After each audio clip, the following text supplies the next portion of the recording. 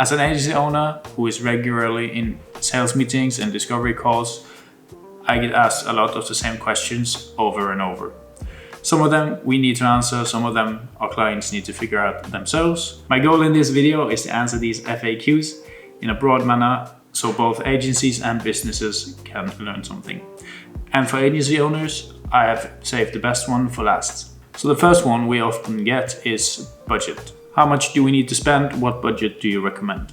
These are questions we usually get in every meeting we have, which is a valid question, but it's hard for us as an agency to tell. It's important to remember that budgeting for ads depends on your goals, audience sizes, and platform. We as an agency also have virtually no insight into your finances, so to say you have to spend X without having context is a red flag. So if you're in a meeting with a potential agency and they say you have to spend X without knowing anything else, that's a red flag, get out. As mentioned, your budget depends on a wide range of factors and it's not a universal answer for ad spend. How to calculate marketing spend could be an entirely different video, but let's break some of it down. If you saw my last video, we talked about some of these marketing terms. If you haven't seen it, go back, watch it, and then come back to this one. If we're gonna figure out how much you should spend on advertising, we need to figure out your CPA, how much it actually costs you to get a client, the lifetime value of that client, which is how much they pay you over X amount of days, hours, months, and subtract the cost from that lifetime value. Then we know how much each client really makes you and how much you need to pay to get them. We're then aiming to lower both your CPA and heighten your LTV. You also have to remember there's different margins on services and different margins on product and what is the associated cost with every sale. And then what's your revenue, what's your profit, how fast do you want to scale, and how much do you want to reinvest into your business. When you have a number to all these questions, you can figure out how much you should spend on your advertising or your marketing. Another question we get a lot is what you need from us to get started. Now this one I really appreciate because it shows that the client is ready to start and wants us to succeed together. This is what we usually need to start working with our clients. We need access, we need a budget, we need content, and we need a goal. Where are we going with these marketing investments? We need access to your website and all the platforms we're going to advertise on. Let's say we're going to advertise on Google, Facebook/Meta, and TikTok. Then we need all the business manager platforms.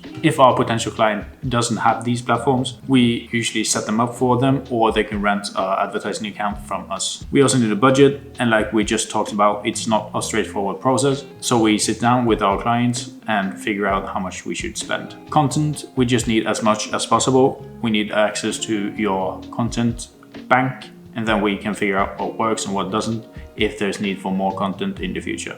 And then of course we need a goal. Where are we going with this advertising budget, this marketing plan? What's the goal for your business? Do you want to scale? Do you want to stay at the same level and just increase your lifetime value? We have to figure out together what your goal is, and then we can start advertising. We usually then set up the first round of ads and get them approved by the client so we don't overstep any tone of voice or branding. And then we're talking about payment models. We sometimes get a question about if the client can just pay for our structure or our advertising strategy. Depending on which agency you are going to work with, this answer depends. With our agency, usually it's no. And the reason is quite simple. It's a lot of work for us for a minimal amount of payoff. And also you just pay for basically structure and nothing else, which means our ads are not in our control and we cannot take responsibility if they work or not. Advertising is a long game, which means we have to work with ads over time to get them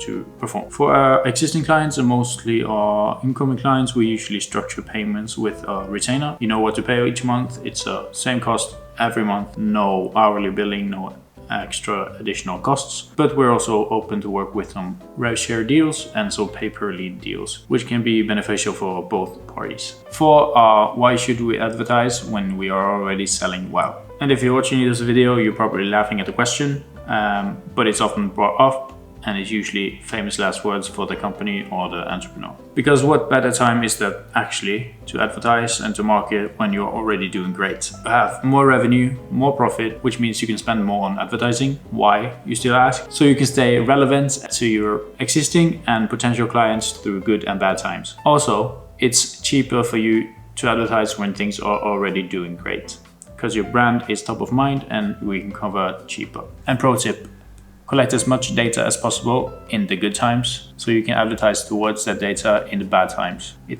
gives you cheaper conversions over time. And also remember, you don't own any of the data on Facebook or Google or any other platforms. It's they who own it, not you. Get emails, get phone numbers, get addresses, everything you can in the good times when it's cheap. 5. Choosing the right platform. Finding the right platform can be tricky, and we get this question a lot. Which platform is the best for us? This usually turns into a productive discussion with some outliers. We go back and forth about platforms and try to figure out where the client can get the most bang for the buck and focus on that platform. More often than not, we're going to utilize more than one platform, so it's important to figure out the split between different platforms and how many you're going to pick.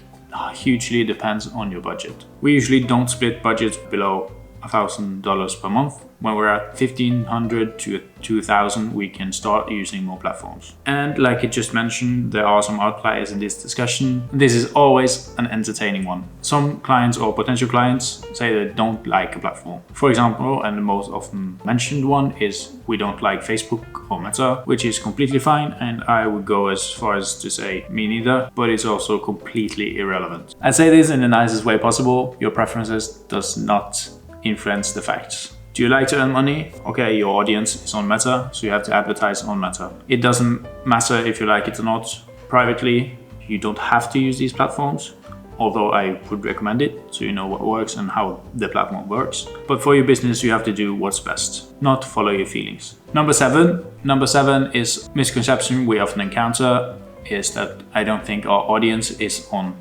TikTok or on Snapchat. However, demographics are shifting and more people spend time on these platforms. Also, when we run ads, we target people on your preferred demographic. So if your core demographic is 40-year-old women, we can target 40-year-old women. But yes, the target audience is smaller than the platform in its entirety, but we still hit the right core demographic. And yes, there are more young people on TikTok, but that doesn't mean there's no 40-year-olds on the platform. Your organic content can be broad and your ads can speak directly to your core demo. There is another factor that we marketers and business owners often forget. It's the long-term branding. Yes, people might not buy from the ad directly this week, but what about in 3 months, a year? What about 5 years? Of course, they need to interact with your business more than one time. But we're here to build businesses and we aren't shutting down anytime soon.